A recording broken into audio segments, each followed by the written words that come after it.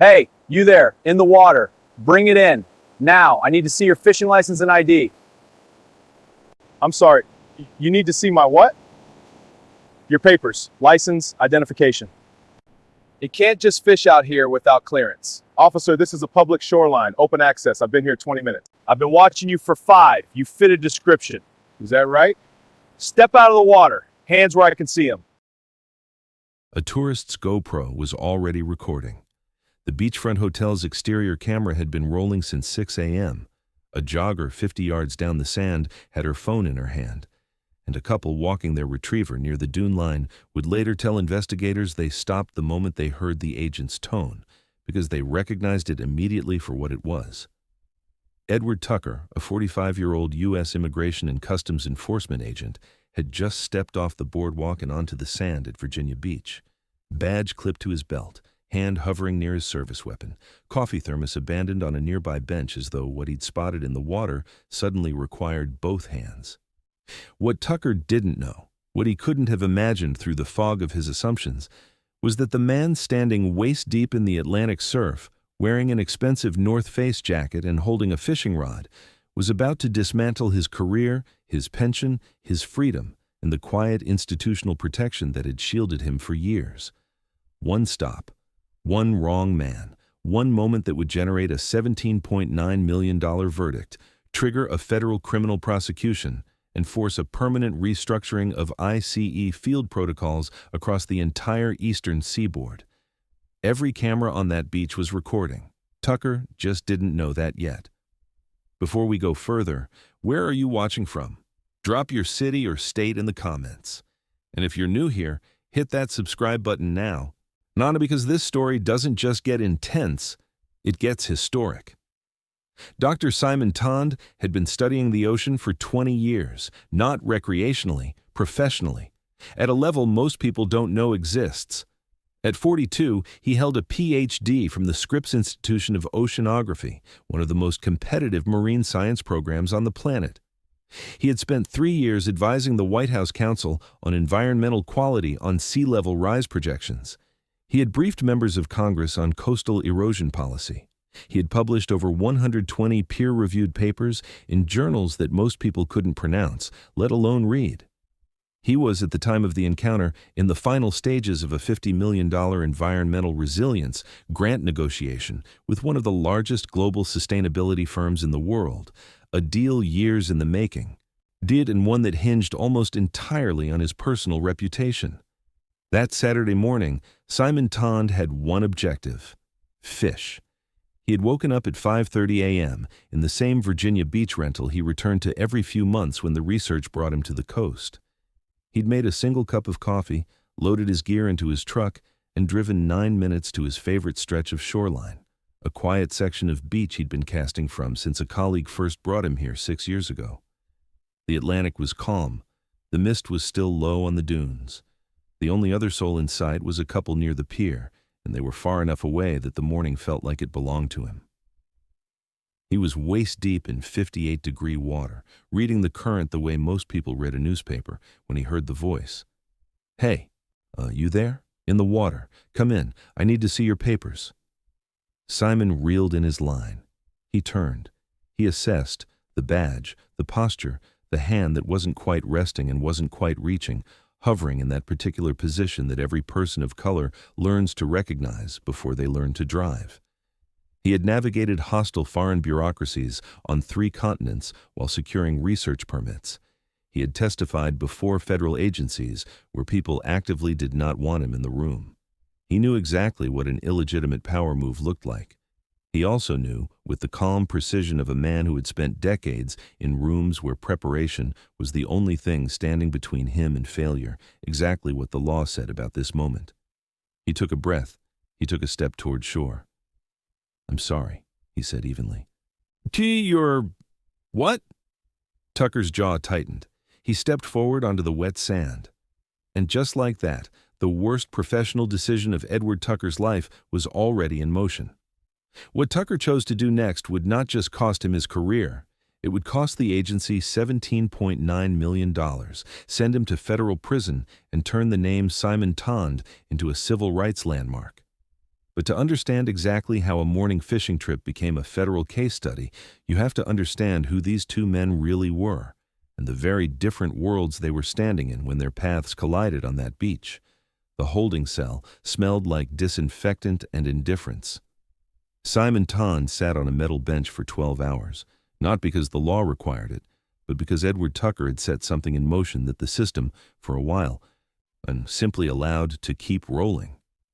His phone had been confiscated at the beach. His fishing gear was in an evidence bag. And somewhere across the country, in a glass-walled conference room at the headquarters of one of the world's largest environmental sustainability firms, a $50 million grant vetting meeting was starting without him. This is where many people misunderstand civil rights cases.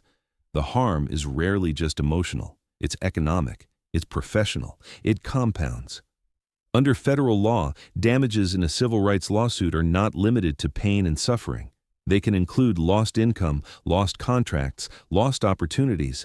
Anything a plaintiff can prove, with evidence, was a direct consequence of the unlawful conduct. Simon Tonde would eventually prove all of it. By mid-afternoon, the firm's legal team had sent a carefully worded email to Simon's professional account, which, of course, he couldn't read from a holding cell. The subject line was neutral, the language was diplomatic, but the meaning was unmistakable. We are reassessing reputational alignment prior to finalizing grant commitments. In corporate language, that's a polite way of saying the optics had shifted and they were stepping back. One unlawful arrest had just introduced uncertainty into a negotiation that had taken years to build. That email would later become Exhibit A in calculating economic damages. By nightfall, Simon was released without charge because there were no charges. There had never been a legitimate basis for the stop. Tucker cited reasonable suspicion in his incident report, but he could not articulate what specifically triggered it, which is precisely what the law requires. The Fourth Amendment doesn't just protect you from being searched, it protects you from being stopped and detained without an officer being able to point to specific articulable facts that suggest criminal activity. A black man fishing on a public beach is not, by any legal standard, reasonable suspicion of anything. The GoPro footage hit the internet while Simon was still being processed for release. By the time he walked out, the clip had been viewed over 4 million times. The headline that cut through the noise was blunt and accurate: ICE agent tackles oceanographer in Virginia surf. The academic community didn't just respond, it erupted. Department chairs, research institutions, federal science agencies, and environmental nonprofits issued statements within hours. NOAA placed a call to the DHS regional office. The Department of Interior followed. Congressional staffers began making inquiries. And then, in a development that visibly rattled the agency's senior leadership, the White House Climate Office, the same office Simon had advised for 3 years, contacted DHS directly. Tucker's regional supervisor spent that evening learning, detail by detail, exactly who Simon Tonde was. Each credential that surfaced made the situation worse. The arrest hadn't just been unlawful, it had been, by every institutional measure, catastrophic. But here is where the story pivots from bad to systemic, and this is the part that matters most. When Simon's legal team filed for discovery, they weren't just looking for Tucker's body camera footage. They were looking for his history, and what they found was not a rogue agent having a bad morning. It was a pattern. Tucker had been the subject of 9 separate internal complaints over 6 years. A black surgeon in Richmond had filed a complaint after Tucker demanded his identification outside a hospital. A Latino federal judge had reported a nearly identical status check during a weekend trip. A black technology executive had documented an encounter at a rest stop. 9 complaints, 3 professions, 1 consistent target profile, minority professionals in spaces Tucker apparently felt they didn't belong. Every single complaint had been quietly closed. No termination, no formal discipline on record, just a buried file and a bureaucratic reset. One internal email, uncovered during discovery, described Tucker's behavior as proactive instincts that may require cultural sensitivity retraining. The agency knew, they had documentation. They made a choice, 9 times, to protect the institution instead of the people Tucker was targeting. In civil law, that choice has a name: negligent retention, and it transforms an individual agent's misconduct into organizational liability. Law firms reached Simon before the end of his first week out of that cell. He chose a civil rights litigator with a specific focus on federal agent misconduct, someone who had taken cases to trial and won. When asked why he was pursuing the lawsuit, Simon's answer was precise and deliberate. "This isn't about me," he said. "It's about precedent." The lawsuit was filed shortly after. Tonde versus U.S. Department of Homeland Security. 4 claims. 12 years of Tucker's conduct exposed, and a federal agency about to learn exactly how expensive a pattern of silence can become. Federal civil rights litigation against a government agency is not a single fight. It is a series of fights, procedural, evidentiary, and psychological, stacked on top of each other, each one designed to test whether the plaintiff has the resources, the resolve, and the legal firepower to keep pressing forward. Most people don't. Simon Tonde was not most people. The complaint filed in Tonde versus U.S. Department of Homeland Security was built on 6 distinct legal claims, and understanding them matters because each one represents a different dimension of harm that the law recognizes and compensates. The Fourth Amendment violation addressed the unlawful stop and detention itself, no reasonable suspicion, no consent, no legal basis. The false arrest claim covered the physical restraint and transport to the holding facility. Racial profiling, while not always a standalone federal cause of action, was woven into the constitutional claims as the motivating factor that made the stop discriminatory by nature. Economic damages addressed the grant disruption and professional fallout.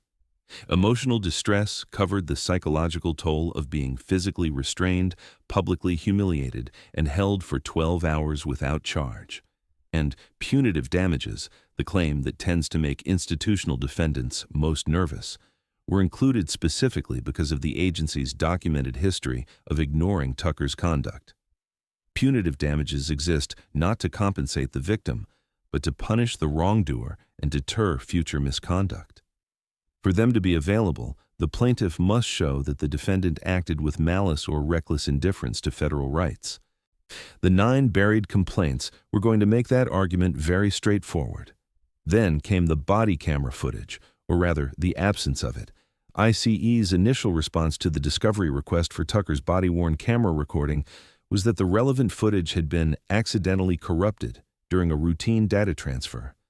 This is, legally speaking, a dangerous position to take.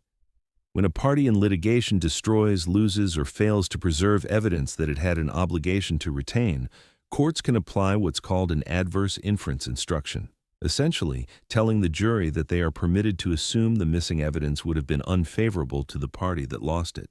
The agency's lawyers knew this. What they apparently didn't know was that deleted is not the same as gone. Simon's legal team retained a digital forensics expert who specialized in recovering law enforcement data. Body cameras used by federal agents don't simply erase footage the way a consumer device might. The data is overwritten gradually, and with the right tools, segments can be reconstructed. What the forensics expert retrieved from Tucker's camera was not the beach footage. It was something worse.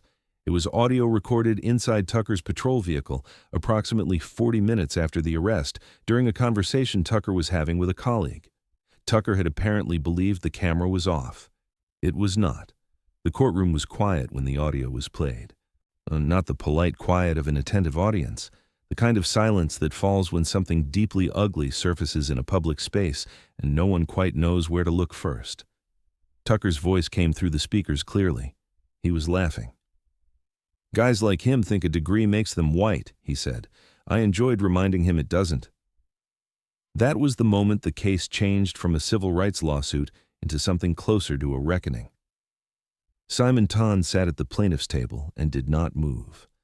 People in the gallery later described his composure as the most striking thing in the room, a man hearing his own humiliation replayed before a jury, responding with the same measured stillness he had shown waist-deep in the Atlantic. Several jurors visibly shifted in their seats. One looked down. The recording didn't just prove malice. It proved that Tucker had experienced the arrest as a source of personal satisfaction, that the harm he caused was not incidental, but intentional. The economic damages case was built just as precisely. A senior executive from the environmental firm testified under oath that the company had paused grant negotiations specifically because of what she described as uncertainty and optics created by the public nature of the incident. She confirmed that the vetting meeting Simon missed had been the final evaluation before funding authorization. A forensic financial analyst then presented a damages calculation to the jury, walking through the timeline, the value of the pending contract, the probability of execution based on prior communications, and the direct causal link between Tucker's arrest and the firm's withdrawal. The total figure for professional and economic damages alone came to $7.9 million. At the close of the evidentiary phase, the judge made a ruling that Tucker's defense team had been quietly dreading. Based on the recovered audio, the documented history of complaints, and the agency's pattern of inaction, the court found sufficient evidence for the jury to consider punitive damages. For the first time since the lawsuit was filed, Edward Tucker looked genuinely afraid. Closing arguments in a federal civil rights trial are not summaries. They are frameworks, the last opportunity each side has to tell the jury not just what happened, but what it means. Simon's attorney stood before the jury and delivered a single sentence that would be quoted in legal commentary for years afterward. "This was not a mistake," she said. "It was a pattern." She didn't need to elaborate immediately. The jury had already heard 9 complaints. They had already heard the audio. She let the sentence settle, and then she built the case around it methodically, the way a scientist builds an argument, from evidence outward, with no gaps and no speculation. The defense, for its part, leaned on 2 pillars. The first was officer safety, the argument that Tucker had a legal obligation to assess potential threats, and that his actions, however imperfect, were motivated by professional instinct rather than racial animus. The second was the 100-mile enforcement zone, a provision of federal law that grants CBP and ICE expanded authority to operate within 100 miles of any U.S. border or coastline. Virginia Beach sits well within that zone. The defense wanted the jury to believe that this geographic provision gave Tucker broad latitude to conduct the stop. Both arguments were dismantled with precision. On the 100-mile rule, the zone does expand certain immigration enforcement powers, but it does not suspend the Constitution. The Fourth Amendment does not have a geographic exception. Even within the enforcement zone, agents are required to have reasonable suspicion, specific, articulable facts, before stopping or detaining an individual. The Supreme Court has been consistent on this point. Ethnicity alone, appearance alone, or a vague sense that someone looks out of place does not meet the reasonable suspicion standard. Tucker's own incident report, when read aloud in court, contained no articulable facts. It had described Simon as appearing inconsistent with the recreational profile of the area, a phrase so legally hollow that the plaintiff's attorney read it twice to make sure the jury absorbed its emptiness. On officer safety, the argument collapsed against the timeline. Tucker had approached Simon before any interaction occurred, before Simon reached for his phone, before any movement that could be characterized as threatening. The GoPro footage showed a man reeling in a fishing line and walking calmly toward shore. The officer's safety rationale was, in the court's evidentiary record, entirely post hoc, constructed after the fact to justify a decision that had already been made the moment Tucker stepped off that boardwalk. The jury deliberated for a little over 6 hours. Outside the courthouse, the scene reflected the weight of what was being decided inside. Legal journalists occupied the steps. Several department chairs from major research universities had flown in. Former colleagues of Simon's stood in quiet clusters. The case had long since stopped being about one man on a beach. It had become a referendum on how institutions respond when their agents abuse the authority entrusted to them. When the jury returned, the foreperson read the verdict in a voice that was steady and deliberate. $7.9 million in compensatory damages, covering the economic losses from the grant disruption, the professional harm, and the emotional distress Simon had endured.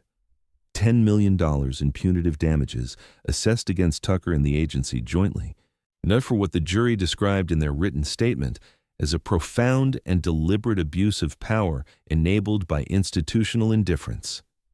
Total $17.9 million. The jury's written statement went further than most. They noted that the punitive award was intended not as a windfall, but as a signal to Tucker, to the agency, and to every federal law enforcement body operating under the assumption that institutional silence is a viable substitute for accountability. They used the phrase profound disgust twice. Tucker sat motionless for several seconds after the foreperson finished reading. Then, the fallout came quickly and without mercy. ICE announced his termination before the end of the business day. The pension he had accumulated over more than a decade of federal service was revoked, a consequence available when an officer is found to have violated the civil rights of the people they were sworn to protect. And the Department of Justice, which had been monitoring the trial's evidentiary record, announced the opening of a criminal investigation under 18 U.S.C. Section 242, the federal statute that makes it a crime for anyone acting under color of law to willfully deprive a person of their constitutional rights. The statute carries a potential sentence of up to 10 years when bodily injury is involved. Tucker left the courthouse that afternoon through a side exit. No colleagues, no union representative at his side, no statement to the press, just a man in a dark suit walking alone toward a parking structure, carrying the full weight of every decision he had made, starting with the one on a foggy Virginia beach morning when he stepped off a boardwalk and mistook a world-class scientist for a soft target. Edward Tucker entered his guilty plea on a Tuesday morning in the same federal court system that had just rendered a $17.9 million verdict against him. He pleaded guilty to one count of deprivation of rights under color of law under 18 U.S.C. Section 242, the federal statute that exists specifically for moments like this one, when a person wearing a government badge uses that badge as a weapon against the very citizens they are authorized to protect. The sentence was 24 months in a federal penitentiary. No early release provision was included in the plea agreement. No federal employment in any agency or capacity would ever be available to him again. The career he had spent over a decade building was not just ended, it was legally sealed shut. It is worth understanding what Section 242 actually requires for a conviction, because the standard is deliberately high. The government must prove that the defendant acted willfully, meaning they knew their conduct was unlawful and chose to proceed anyway. Tucker's own body camera audio, the 9 buried complaints, and the incident report that contained no articulable suspicion made the willfulness argument almost prosecutorially straightforward. The recording wasn't just damaging. It was, in legal terms, a confession of intent. The agency's reckoning didn't end with Tucker's plea. A mandatory audit was ordered covering every stop, detention, and field contact Tucker had made over the previous 5 years. What that audit produced was exactly what Simon's legal team had argued from the beginning: a consistent, documentable pattern of stops concentrated almost exclusively on minority individuals in professional or recreational settings, as with incident reports that recycled the same vague language about status uncertainty and profile inconsistency. Several of Tucker's supervisors were formally disciplined for their role in burying the prior complaints. 2 were demoted. 1 retired abruptly before the disciplinary process concluded. The regional field office was restructured with new oversight protocols and a revised chain of accountability for handling internal misconduct reports. But the most lasting institutional consequence was what became known as the Tonde Protocol. Developed jointly by the Department of Homeland Security and the Department of Justice in direct response to the case, the Tonde Protocol established a new mandatory training framework for federal agents operating in non-border enforcement zones. Its 3 core requirements were precise and enforceable. First, the clear articulation requirement. Before initiating any stop, agents must be able to document specific, observable facts, not generalizations, not profile-based hunches, that justify reasonable suspicion. Second, documentation review procedures. All field contacts must be logged with sufficient detail to withstand Fourth Amendment scrutiny, and supervisors are required to review flagged stops within 48 hours. Third, a reinforced training module on Fourth Amendment standards in non-border zones, specifically addressing the misconception that proximity to a coastline or border expands an agent's authority to stop individuals based on appearance alone. The protocol was adopted into the training curriculum at federal law enforcement academies nationwide within 18 months of the verdict. It is now a required module. Simon Tonde's name is attached to it permanently, not as a victim, but as the legal inflection point that forced a federal agency to teach its agents what the Constitution actually says. Simon used a portion of his settlement to establish the Tonde Foundation for Maritime Justice, a nonprofit providing legal resources, civil rights education, and direct representation referrals for minority scientists, researchers, and professionals who encounter systemic profiling in the course of their work. The foundation filled a gap that had gone unaddressed for years, the reality that civil rights violations against high-achieving professionals often go unchallenged simply because the victims, despite their credentials, lack access to the specific kind of legal expertise the situation requires. Within its first year, the foundation had assisted over 40 individuals across 12 states. His research didn't stall, it accelerated. The international environmental firm that had briefly paused negotiations eventually returned, with a larger offer, citing Simon's public role in the case as evidence of exactly the kind of principled leadership they wanted attached to their funding. He published a paper on climate displacement that drew wider readership than anything he had previously written, partly because his name now carried a weight that extended far beyond academic circles. The science was the same. The audience had grown. Months after the verdict, on a Saturday morning in early autumn, Simon Tonde drove 9 minutes from his Virginia beach rental to the same stretch of shoreline. The mist was low on the dunes. The water was calm. He waded out to his preferred depth, set his line, and stood in the Atlantic the way he always had, reading the current, watching the horizon, thinking about things most people never consider. No one approached him, no one asked for papers, no one questioned why he was there. Some men mistake authority for power. Others understand that power comes from knowing the law and standing firm when it matters. The waves kept coming. Simon kept fishing. If you made it to the end of this video, thank you. Genuinely, that means something. Here's the biggest lesson Simon Tonde's story leaves us with. Knowing your rights isn't paranoia, it's protection. The law is only as powerful as the people who understand it. Simon didn't win because he was famous. He won because he was prepared, and preparation is something every single one of us can choose. If this story moved you, educated you, or made you think, please subscribe to this channel right now. Share this video with someone you care about. Recommend it to a friend, a family member, a colleague, anyone who needs to understand what their rights actually look like in the real world. Every share puts this information in front of someone who might one day need it. I'll be back tomorrow with another story just as powerful as this one. And while you're here, go ahead and watch the video displayed on your screen right now. You won't regret it. Stay informed. Stay protected. I'll see you tomorrow.